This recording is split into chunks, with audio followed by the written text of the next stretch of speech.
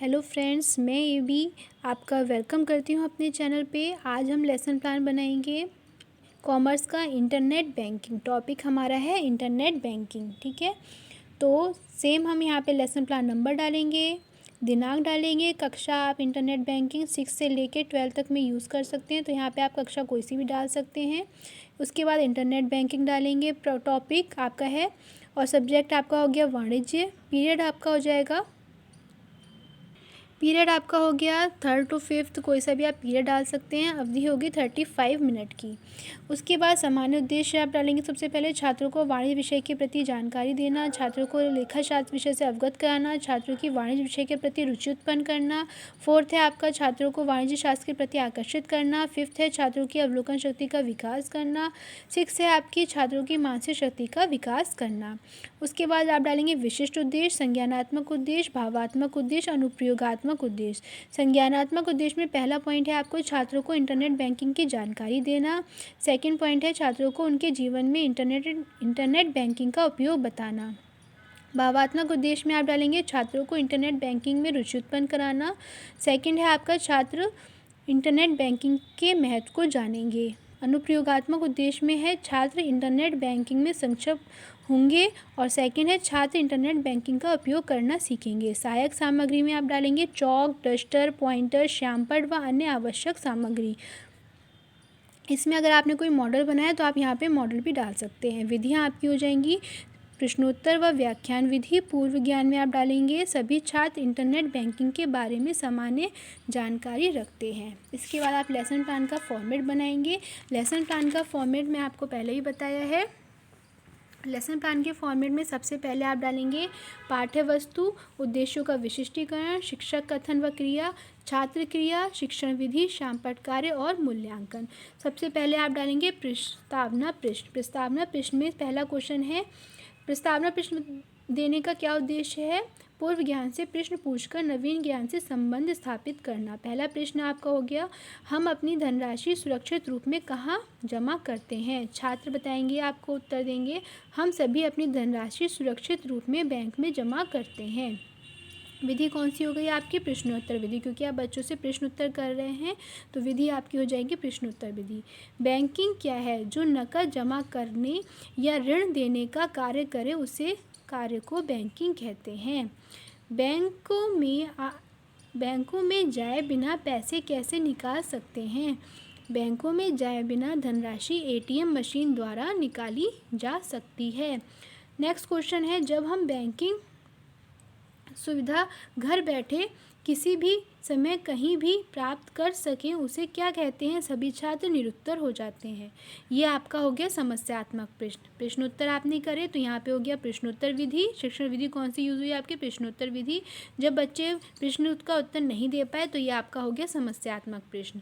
जब समस्यात्मक प्रश्न आ गया तो आपने उद्देश्य का कथन बताएंगे, छात्रों को विषय वस्तु से अवगत कराना। उद्देश्य कथन में आप क्या बताएंगे? तो छात्रों, आज हम इंटरनेट बैंकिंग के बारे में अध्ययन करेंगे। सभी छात्र क्या करते हैं? सभी छात्र ध्यानपूर्वक सुनेंगे। और विधि आपकी कौन सी हो गई? कथन विधि।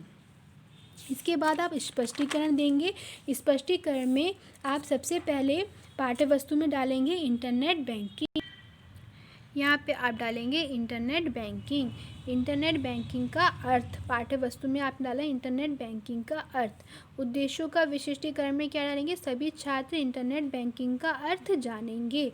शिक्षक क्रिया में क्या डालेंगे? छात्र अध्यापक का कथन। इंटरनेट बैंकिंग वह सुविधा है जिसमें आप घर बैठे इंटरनेट के माध्यम से किसी भी सुविधा को प्राप्त कर सकते हैं, जैसे कॉलेज की फ़ीस जमा करना, मोबाइल पेमेंट करना, बिजली का बिल भरना, रिचार्ज करना, ऑनलाइन शॉपिंग करना आदि सुविधाएं हम घर बैठे इंटरनेट बैंकिंग के माध्यम से ही प्राप्त करते हैं। छात्र क्रिया क्या होंगी आपकी? सभी छात्र ध्यानपूर्वक सुनेंगे। शिक्षण विधि क्या होगी आपकी? व्याख्यान या उल्लेख विधि। जहां आपने बच्चों को समझाया है ये आपकी व्याख्यान या उल्लेख विधि हो जाएगी। उसके बाद आप बच्चों से मूल्यांकन प्रश्न पूछेंगे। मूल्यांकन प्रश्न की संख्या 2 से ज़्यादा नहीं होनी चाहिए। पहला प्रश्न आपका हो गया, किसी ऐसी वेबसाइट का नाम बताइए जो ऑनलाइन सुविधा देती हो। आपने बच्चों से प्रश्न पूछा, उसके बाद आप व्याख्यान प्रश्न, विकासात्मक प्रश्न पूछेंगे। विकासात्मक प्रश्न में का उद्देश्य है आपका छात्रों में बोध, तर्क एवं निर्णय शक्ति का विकास होगा। पहला प्रश्न आपने पूछा, आप अपने लिए कपड़े कहाँ से खरीदते हैं? बच्चे उत्तर देंगे, हम अपने लिए कपड़े ऑनलाइन या बाज़ार से खरीदते हैं। Amazon.com क्या है? Amazon.com एक वेबसाइट है जहाँ से सामान खरीदते हैं। फिर आपने प्रश्न पूछा, Amazon.com किस तरह का सामान बेचती है? छात्र बताएंगे, Amazon.com से हम अपनी सुविधा के अनुसार हर तरह का सामान खरीद सकते हैं। चौथा क्वेश्चन आपने पूछा, Amazon किस तरह की बैंकिंग सुविधा प्रदान करती है? बच्चे उत्तर देंगे, अमेज़ॉन इंटरनेट बैंकिंग की सुविधा प्रदान करती है। पांचवा क्वेश्चन आपने पूछा, आप किस माध्यम से ऑनलाइन शॉपिंग करते हैं? छात्र असंतोषजनक उत्तर देंगे, कोई भी छात्र सही से उत्तर नहीं दे पाएगा। तो ये जो हमारा क्वेश्चन हो जाएगा, ये अनुमानित प्रश्न होगा। पहले हमने बच्चों से प्रश्नोत्तर विधि प्रश्नों का आंसर पूछा, तो ये आपकी हो गई प्रश्नोत्तर विधि। लास्ट में आपको असंतोषजनक उत्तर मिला, तो ये हो गया आपका अनुमानित प्रश्न। उसके बाद आप बच्चों को बताएंगे इंटरनेट बैंकिंग की सुविधा। पाठ्य वस्तु में आप डालेंगे इंटरनेट बैंकिंग की सुविधा। उद्देश्य क्या है आपका? सभी छात्र ऑनलाइन द्वारा प्राप्त होने वाली सुविधाओं से अवगत होंगे। स्पष्टीकरण में आप बताएंगे, हम ऑनलाइन विभिन्न सुविधाएं प्राप्त करते हैं। यहाँ हमें हर समय हर दिन प्रत्येक सामान उपलब्ध हो जाता है। यहाँ हम हर तरह के सामान बड़ी आसानी से प्राप्त कर सकते हैं। इंटरनेट बैंकिंग के द्वारा हम चेक का भुगतान कर सकते हैं, किसी को भी धनराशि ट्रांसफ़र कर सकते हैं, ऑनलाइन शॉपिंग का भुगतान कर सकते हैं। जब आप बच्चों को समझा रहे हैं तो छात्रों की क्रिया क्या होगी? सभी छात्र ध्यानपूर्वक सुनेंगे। शिक्षण विधि कौन सी यूज़ हुई इसमें? व्याख्यान विधि। उसके बाद आप डालेंगे श्यामपट्ट कार्य। श्यामपट्ट कार्य में आप डालेंगे ऊपर टॉपिक अपना इंटरनेट बैंकिंग, ई बैंकिंग या ऑनलाइन बैंकिंग या इंटरनेट बैंकिंग। ये एक ही बात होती है, ई बैंकिंग, ऑनलाइन बैंकिंग या इंटरनेट बैंकिंग। ये आप बच्चों को ब्लैक बोर्ड पर लिखकर बताएंगे। सुविधाएं आपको कौन सी मिलती हैं इंटरनेट बैंकिंग से? चेक का भुगतान होता है, धनराशि हस्तांतरण होती है, ऑनलाइन शॉपिंग का भुगतान होता है।